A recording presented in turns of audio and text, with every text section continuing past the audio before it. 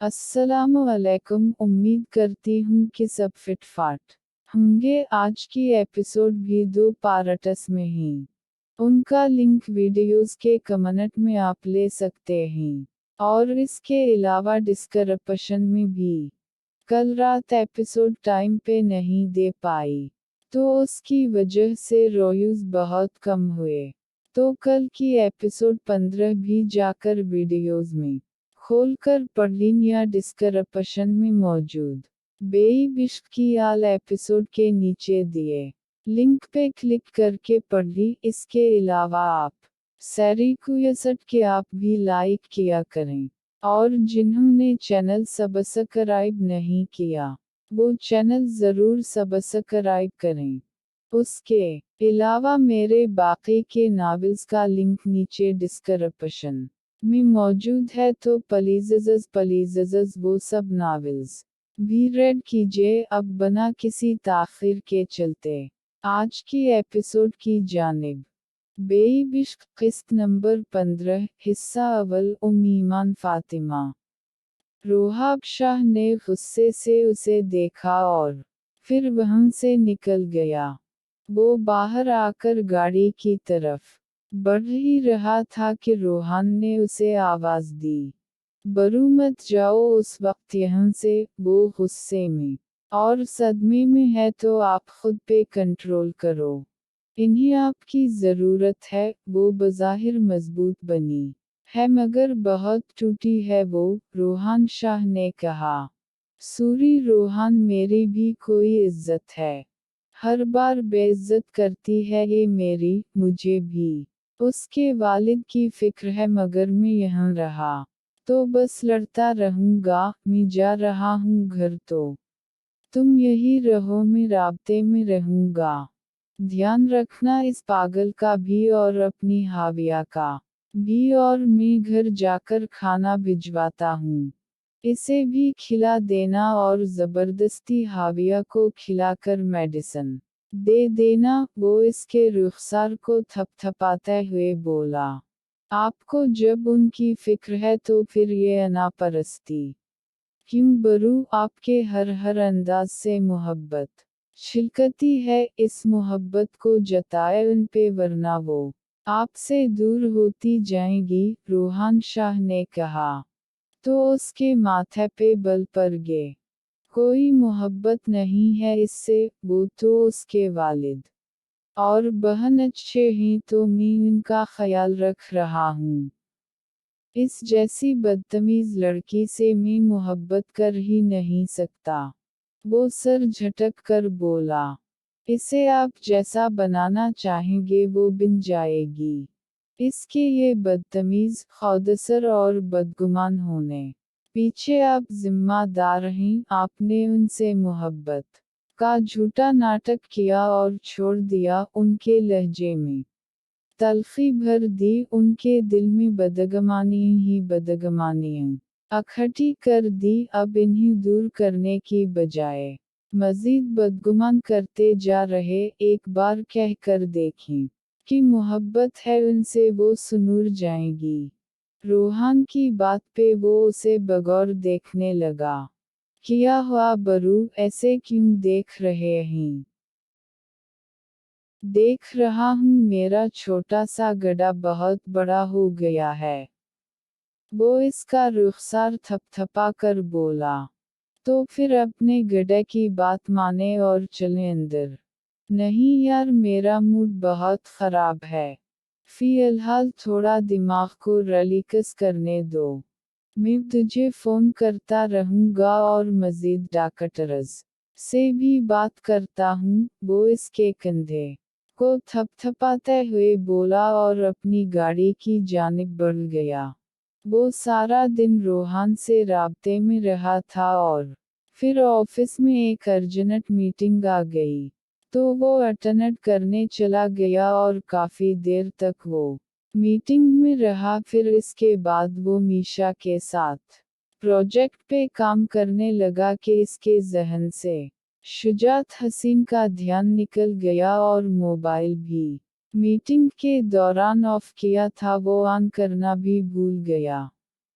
और वो तो जब शाम को घर पहुंचा तो सुग्री शाह को ना पाकर वो हैरान हुआ। बड़ी मुँह किधर है मैना बीबी? इसने पूछा।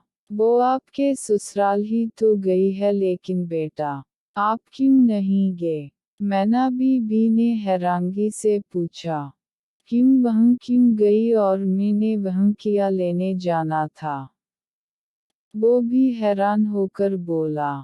वो जाजी बटिया के वालिद साहब का इंतकाल हो गया है।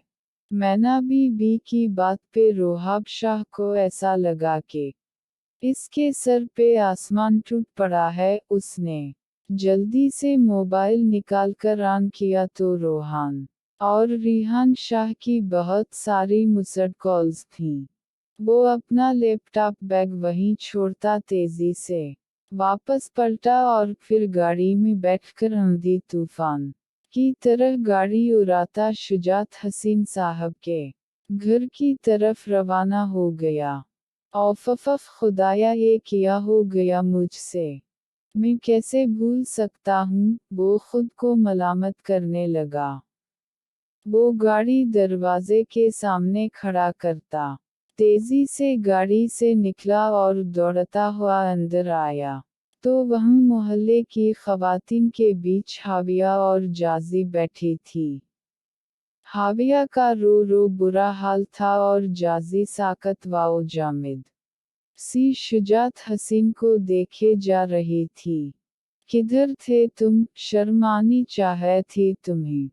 एक दिन ऑफिस से छुट्टी कर लेते तो कोई नुकसान नहीं हो जाना था। रिहान शाह इसके पास आकर दबे दबे अंदाज पे चलाए तो वो शर्मिंदगी से सर झुका गया। अब मेरा मुंह किया देख रहे हो? जाओ जाकर जाजी से अफसोस करो। और वो कब से यूं ही बैठी, एक आंसू तक नहीं बहाया उसने। तो कोशिश करो कि वो रोए, वरना इसके दिमाग पे असर पड़ सकता है। रिहान शाह ने कहा तो वो मन भर के कदमों के साथ उसकी तरफ बढ़ा। जाजी, उसने कंधे पे हाथ रख कर पुकारा तो वो अपनी जगह से हिली तक नहीं।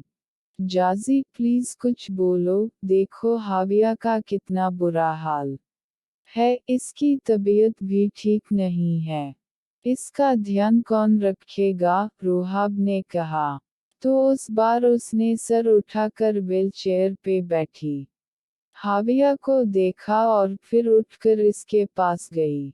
दूसरे पल वो दोनों एक दूसरे के गले लग कर जो तरप तरप कर रोई तो वहाँ मौजूद हर इंसान रो पड़ा।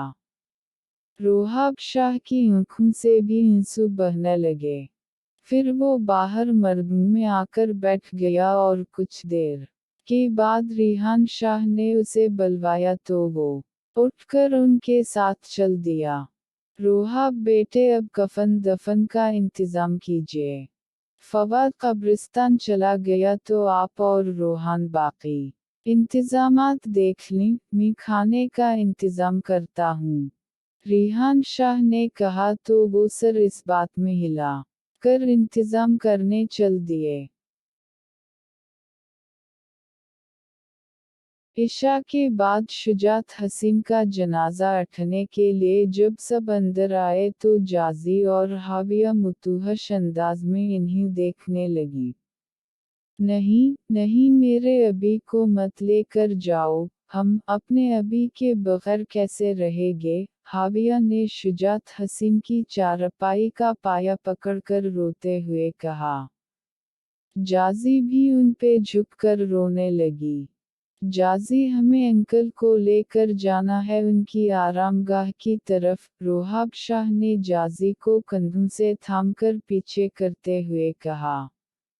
हाय अल्लाह, नहीं, मेरे अबी को अंधेरे में नींद नहीं आती, जाजी तरफ कर बोली।